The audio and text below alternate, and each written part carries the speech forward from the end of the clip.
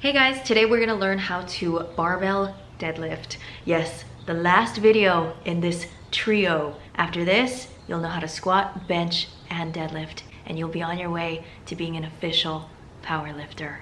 We're a little heavy on the makeup today because I have a photo shoot today. I feel like with the black outfit, it's like low-key giving goth. I don't want to say it's giving goth for sure because I don't know. I don't want to offend the goth community. But in the case that it is serving a little bit of goth, I feel like it's fitting because of the name of this exercise, deadlifts. Goth people like dead things, I think. So before you learn how to conventional deadlift, I would highly recommend knowing how to Romanian deadlift first.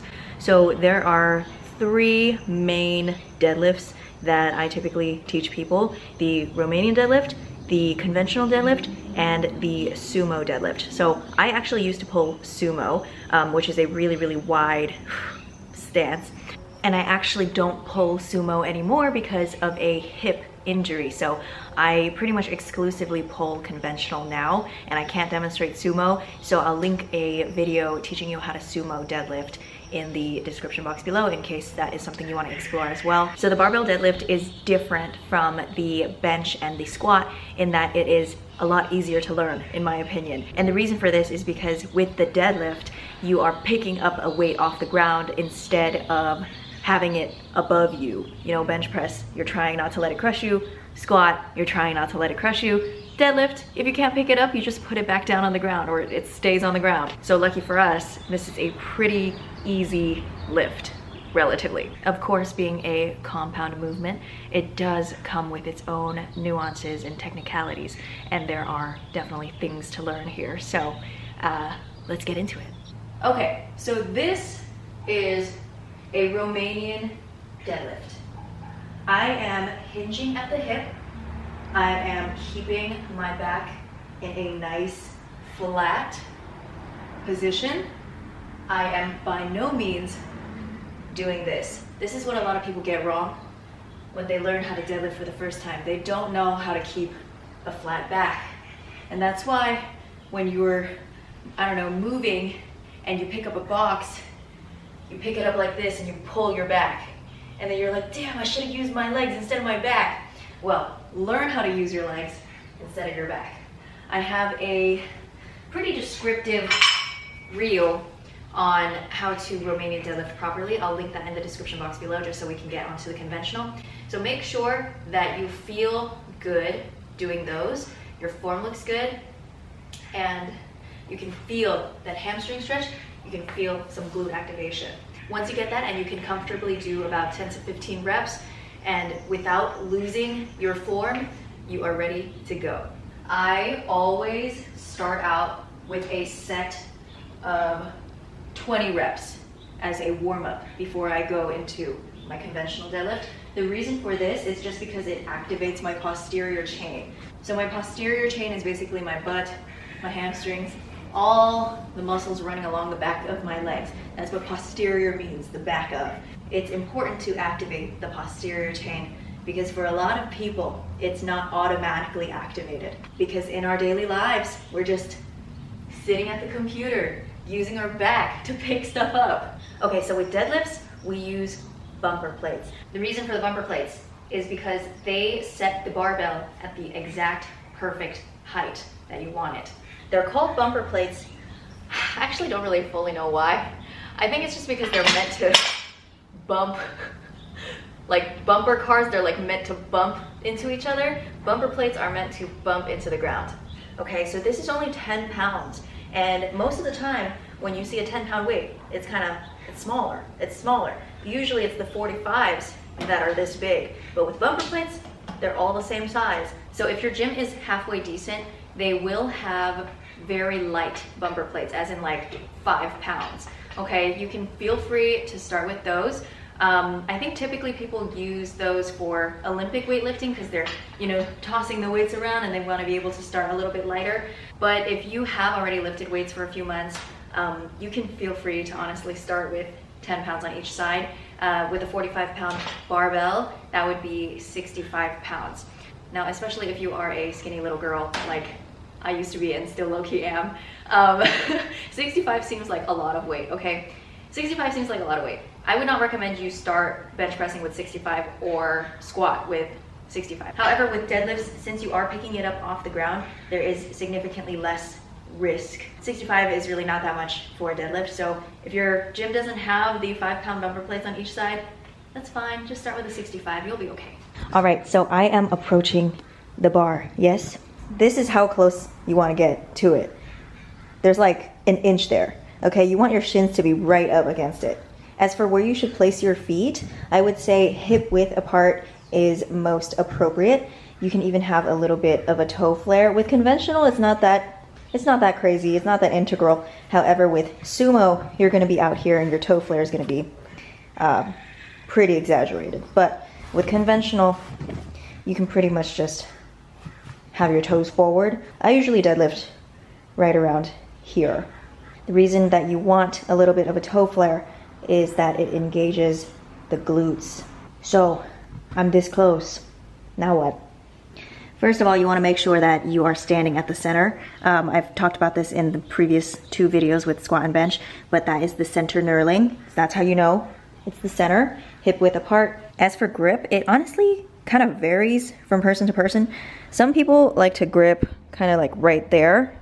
I like to grip maybe around there or pretty close. I feel like it's mostly up to personal preference. They just have to be outside of the legs. So don't grip it like right there because your legs are gonna be in the way. Grip it anywhere from there to there. And I hope this is a given, but if you're gonna grip there on this side, you better also be gripping like right there on this side. I feel like sometimes people don't pay attention to where they're grabbing the bar, and this side will be like all the way over here, and then this side will be like right there, and then this side of the bar will just come up faster and it'll just really throw you off. So just make sure the grip is even, all right? With barbell stuff, it's very, very important to make sure your grip is even. So that's why I always emphasize know where the center is. All right, so I always squat and deadlift without shoes. Squatting, if you have limited ankle mobility, they do make squat shoes that elevate your heels a little tiny bit. If you need to elevate your heels for squats, that is completely fine. However, with deadlifts, I always recommend just deadlifting without shoes and just being in your socks.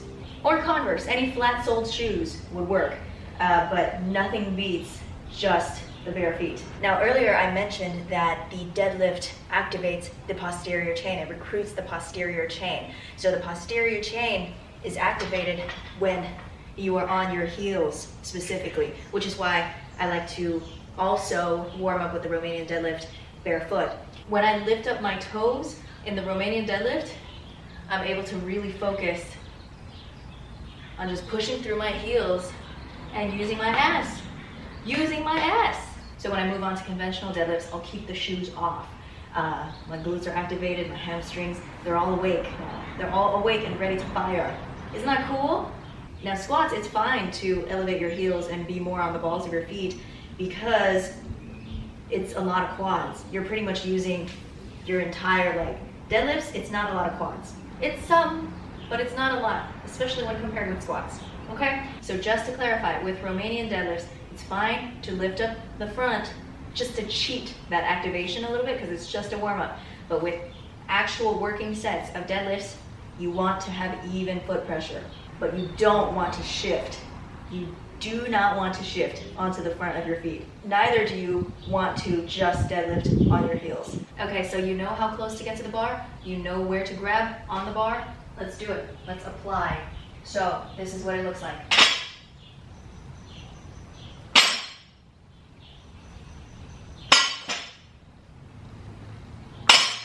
A few things I want to point out. I am not squatting down to get it. Okay, I'm not squatting it up or squatting it down. This is what a lot of people will tend to do. Additionally, I am not bending down and lifting it up like this. Okay, that's another no-no. I usually call the conventional deadlift a love child between the squat and the Romanian deadlift because it's not quite the biggest maximum hamstring stretch position that a Romanian deadlift will put you in, and neither is it a complete parallel squat. It's actually somewhere in between. And you want to keep your back nice and flat. Now, one thing the conventional deadlift has in common with the Romanian deadlift is that this isn't an up and down movement. I don't want you to think of it as an up and down movement where you're just picking up a weight and putting it back down. I want you to think of it as a hip extension. So my hips are moving back and forth. Instead of up and down, it's back and forth. Also think about pushing your feet into the ground. Think of it as a leg press as opposed to a pick up. I find that those cues force you into using your legs as opposed to letting you use your upper body.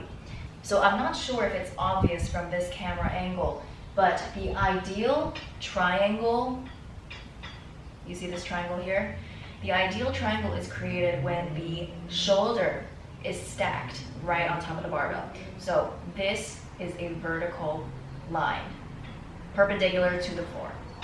Once that condition is satisfied, the back is flat, your hips are just wherever they are, okay? The hips are the last thing that you need to be thinking about. I feel like people kind of overthink where their hips should be in this movement. But once you satisfy the flat back requirement and the shoulder stacking thing, you got your deadlift set up. So once we actually lift up the weight, there is a little bit of a hinge there. This is the back extension portion of it, and this is what is considered the full lockout, because you can't really go back any further without dying. I find that a lot of beginners, when they're first learning how to deadlift, they pick it up, pick it up, pick it up, and then they stop right around there without fully locking out, and then they just kind of go through this range. You want to hinge back, lockout. Without the lockout, you aren't able to really squeeze your glutes. Get that maximum glute squeeze. That's gonna be good for you, okay? In addition, if you've ever heard of the deadlift being a back exercise, this helps you squeeze those lats. Don't forget the lockout. It's like the plus C at the end of your integrals when they don't have the bounds. Oh God, calculus reference, really? Pick it up, you lock out, and then you bring it back down. I do want to emphasize, when you are putting it down, don't squat it down, okay? Don't let your knees be the primary movers. The idea, once again, hips back and forth. All right, so we're a little bit closer now. I want to show you something. This whole entire time, I am keeping the barbell super close to the front of my leg. Just like with Romanian deadlifts, this is a close the door with your butt and shave your legs situation. This is what it looks like.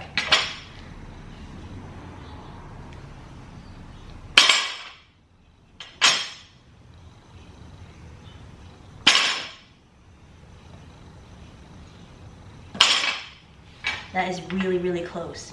Once you learn how to Romanian deadlift, conventional is gonna be so easy. And while we're here, I thought I would go over alternate grip. So if you've seen me, this is a strange camera angle. I feel like I have to bend down really low. But anyway, if you've seen me on social media deadlifting, I'm pretty much always using an alternate grip. So you'll always see me using an alternate grip. Now the reason for this is because it actually helps you lift more. Like, there is a significant effect. I would say as you are learning and perfecting your deadlift form, just use the regular hook grip, and then when you feel your legs starting to be stronger than your grip, do the alternate. Pretty much it's just like with all the equipment, the belt, the wrist wraps, the knee sleeves, okay? Put it off until you feel really good, until you need it to actually employ this technique, to actually start using the equipment. As for whether or not you should use a belt when you deadlift, I would say build up the strength first and then put on the belt once you can do at least like 3 to 5 reps of your own body weight. I feel like that is a pretty good time to start using a belt. All right, so we pretty much know how to deadlift now. Another thing is between reps and you're putting it down, keep the tension in your body, okay? Keep the tension there. As in, don't completely just let it slam to the floor and just like relax everything. You're tight. You're tight. You're in this perfect triangle. Keep that tension. Set it down. What you don't want to do is kind of just tap and go like this. Okay, that might be good for something, but don't do that. There's actually a little bit of a bounce with the bumper plates. Just like with bumper cars, when you bump them into each other, they kind of bounce apart, right? Just a little bit, just a tiny little bit. They don't just, you know, we know bumper cars don't do that. When the bumper plates hit the ground, it's actually kind of bouncing off the floor a little bit. And if you use that bounce to go into your next lift, you're actually lifting less than you think you are. The first rep is 65 pounds, but the second rep, that's probably like 60, 55. I don't know how much, I don't know exactly how much it takes off. But it does make the subsequent reps feel easier, and it's also a little bit too rushed. That touch and go is a little bit too rushed, so you don't really have time to make sure that you're all set. You know, especially if you are lifting a lot heavier in the future, that touch and go is not sustainable. I used to do the touch and go back in college, and when I got to around like 150 or 155, it just felt so freaking terrible, and I just could not progress from there. It just makes it really hard to get stronger when pretty much you're only just doing that first rep, and then the rest of the reps are just a lot lighter and they're just bouncing off the floor. Just set it down fully, make sure the bounce isn't gonna happen, and then go for another rep, okay? And it actually gives you time to properly brace between each rep. And now that we're on that topic, suck in the air through a straw.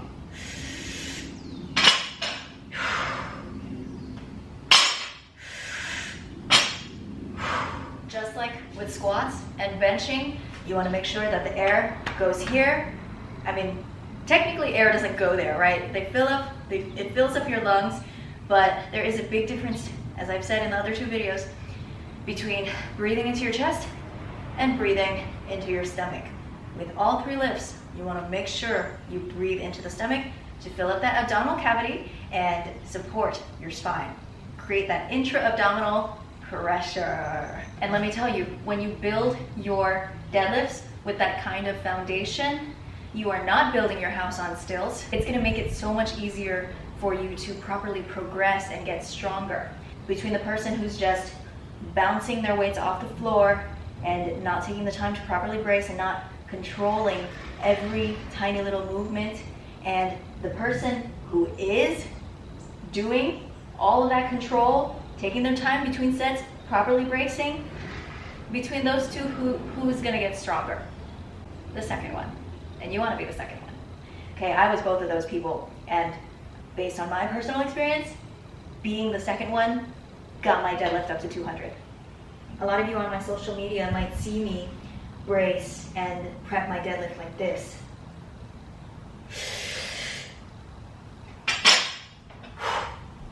Okay, I would say all that is not necessary quite just yet, especially if you are just starting out. I'll probably make another video sometime down the line when I am personally in my advanced training era. Right now I still qualify as intermediate, so I feel like I want to be advanced before making that video, because this whole thing, I feel like it's pretty intermediate.